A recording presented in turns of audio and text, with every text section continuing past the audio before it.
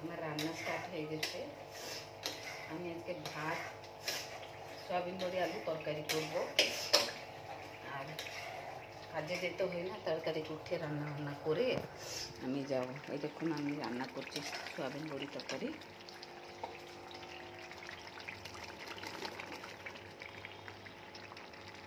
ভিডিওটা ভালো লাগলে পুরো দেখবেন, লাইক দিবেন, কমেন্ট করবেন, শেয়ার করবেন, আমার সঙ্গে থাকবেন।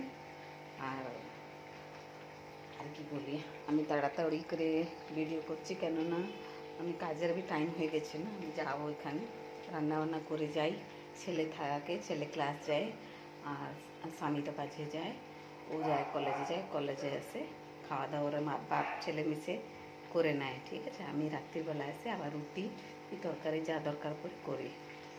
আর আপনাদেরকে ভিডিওটা ভালো লাগলে প্লিজ শেয়ার করুন, কমেন্ট দিন, ভালো লাগলে লাইক দিবেন। টাটা।